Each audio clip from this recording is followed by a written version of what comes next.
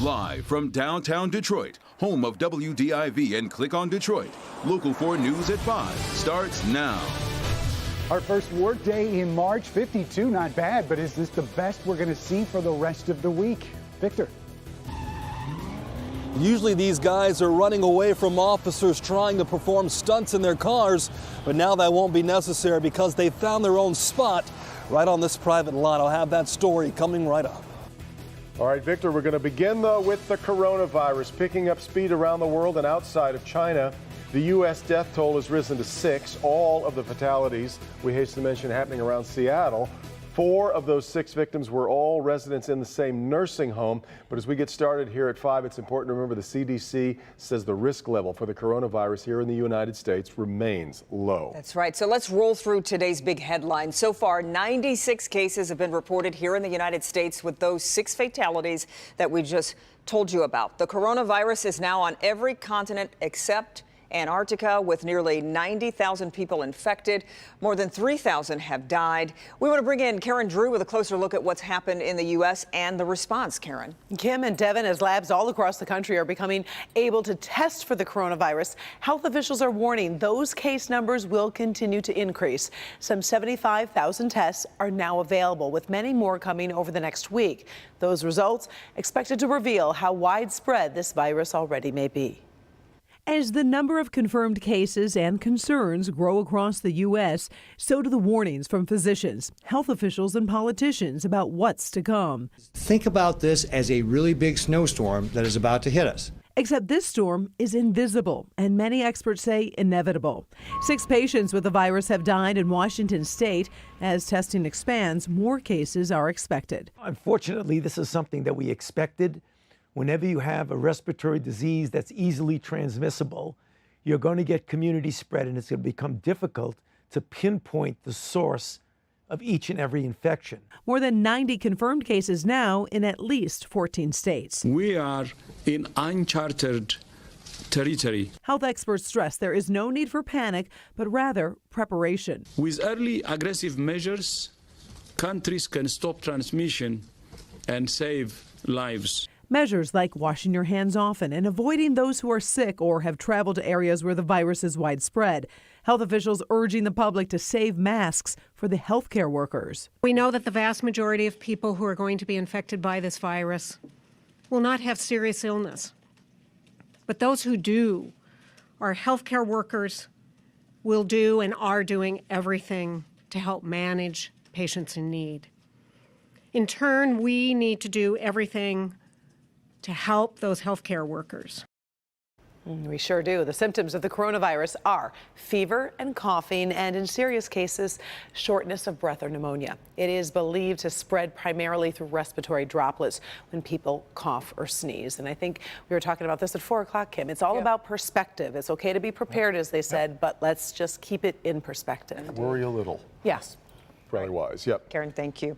Well, also today, Lawrence Tech added its name to the list of local universities restricting international travel because of the coronavirus outbreak. The university will not allow students or staff to fly to China, Japan, Iran, Italy, or South Korea. All of those countries have a level 2 or 3 coronavirus risk, according to the CDC. Now to some badly needed good news. That came from Wall Street today. The markets rebounded in a big way, posting the Dow's largest single-day point gain ever. In all, the market was up over 1,200 points. That's a 5% gain on a single day after all of the losses from last week. And our coverage continues over this next 90 minutes of news. At 5:30, Help Me Hank, tracking shortages of things like face masks and hand sanitizer. You'll also hear from the local man who recently returned from China, what he went through both at the airport and at home to ensure he doesn't have the virus. And then at 6, a local passenger on the Diamond Princess is sharing her story from inside a quarantine facility in California. We'll have that, and then Dr. McGeorge is back with verified answers to your coronavirus questions. Well, after a pretty dreary and wet start to the work week, skies started to clear out a bit. They did. Let's get over to Ben on a Monday. We can't complain about the temperature, though, Ben. I would say no. I mean, considering we're in March now, and these numbers are still above average even for this time of year. 52 is where we sit right now. Yes, there's a wind out there, but no, it's not terrible. About 10 to 15 miles an hour. But these may be some of the warmest numbers we see until we get much later into the 7-day forecast. The stories we're following are these: rain developing tomorrow. We'll track the timing on this, but it's not going to be a big deal. Snow becomes more likely as we get into Friday, and a great start for March. Wait till you see the numbers and the conditions we're expecting for the weekend. It's all coming up in just a few minutes, guys. Okay, Ben, it's called Pay As You Stay, and it's designed to keep homeowners struggling with property taxes in their homes. Day with a stroke of a pen, Governor Whitmer signed that bill into law. Rob Maloney shows us how it works and introduces us to one of the first people to take advantage of it. In Wayne County and Detroit, tax foreclosure has long been a problem. They've worked on it, but it turns out the real issue is the back taxes that people owe, the fines and the fees and penalties that they owe that put you on a treadmill or a hamster wheel, if you will. Trying to get ahead is virtually impossible. Well, from here to Lansing, they've gone to work on it, Democrats and Republicans alike, to change the law, to change the game. Imagine trying to raise 8 children in this 3-bedroom Detroit home from aged 1 to 17. Tight quarters, no doubt, but that's where Shanita Jones found herself, taking in relatives' children with no other place to go. She couldn't afford her monthly property tax bill, so she went to the city of Detroit, and she got help. My property tax bill will go from being just under $400 a month to just under $50 a month. It comes as the result of the law Governor Whitmer signed today, allowing for this kind of relief all across the state of Michigan. 31,000 low-income residents in Wayne County can qualify. But Detroit Mayor Mike Duggan said at the ceremony there are hoops you have to jump through, like signing up for the Pay As You Stay program. Fill out that form and get it in, and if you get it in and it gets approved by the city by March 28th, Treasurer Eric Sabri will stop any foreclosure process right now. I can actually take a day off from work and not have to worry about what am I going to do with that missed day, and I can spend more time with these kids. There are no words.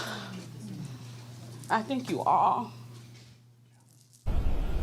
There was a room full of legislators that she was talking to there, thanking them. Now, here's how PAYS works for the immediate level. If you're single and make less than $22,000, you can be eligible. If you have a family of, say, 4 and make less than $32,000, then you become eligible as well. But you do have to fill out the program. You have to fill out the paperwork, and we have all of it and all the information you need to know. If this intrigues you and you think that you can use that kind of cash flow, go to the Money Monday page at clickondetroit.com, or at least the main page on clickondetroit.com. Back to you. Well, Rod, she gave us a pretty good example there of how it worked in her life. How does it work on a practical level, this new legislation? A lot of moving parts, Devin. Depends on where you qualify, but this line is one. The balance due of unpaid delinquent taxes will be limited to back taxes or only 10% of the home's value. So there's a lot of evaluation that needs to be done here. It's not something simply you can look at home and say, I qualify for that. You should apply and see what happens, because the kind of relief that was on Shanita's face is memorable, and it means a lot to people like her and other Detroiters, for that matter. Sure was. We'll be eager to watch just how many people sign up to try and take advantage of it. All right, Rod. Well, the group that's caused mayhem on the streets of Detroit back out yesterday for another so-called Sunday Fun Day, but this time was different, as they did it on private property at a lot on West Warren as Detroit police looked on. Victor Williams spoke to organizers today. He joins us live now with more. And Victor, does this mean that they struck a deal with Detroit police? Not just yet, but take a look at this lot behind me. It doesn't really seem much at first glance, but I'm told that this is an area that the stunt drivers have been looking forward to for quite some time now. You did mention that they were planning on working with DPD, looking for a place with them. However, that has not happened yet, but in the meantime, thankfully, they'll be here rather than in traffic. It's like a temporary lot until they finalize the paperwork for the DPD lot that they're getting. Just the feeling of not worrying about the cops shutting it down or running from the cops, like that was just surreal. For the first time in a long time, Sunday Fun Day is finally off the streets The gathering of spectators and drivers doing donuts will now be held in a lot on Detroit's west side. And that's where we got to have it, because we don't want anybody complaining. We don't want traffic backed up. You know, we don't want to take it out in the streets. Although traffic congestion may no longer be an issue, some are concerned about how close spectators get to the cars that are sometimes barreling out of control. When a car is doing its thing in the pit, the spectators want to come close, get the best video, see the best footage, and get the best point of view. So the group will be working on putting in place new safety precautions. With these lots, we're going to set up barriers completely around the pit, like a big square. And that's going to be the vantage point of all the spectators. So the only thing that's going to be in the pit is the cars. And some who work in the area are saying that this is something that should have happened a long time ago. It keeps everybody off the street and out of trouble. We won't have all of the problems with people holding up traffic. Everything's in one spot. This is the way it should happen.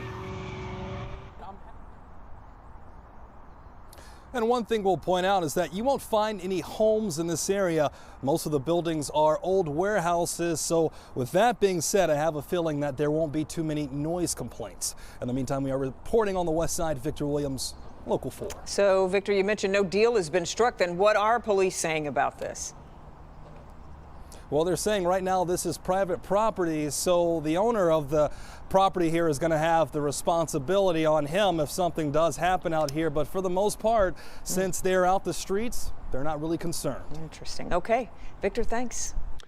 James Lipton, Detroit native who made a name for himself interviewing famous actors, has passed away. Lipton was an actor, writer, and producer, began on Broadway back in the 1950s, and as a student of the performing arts, he launched the TV show Inside the Actor's Studio back in 1994. He and other hosts spent the next 24 years interviewing actors about their craft.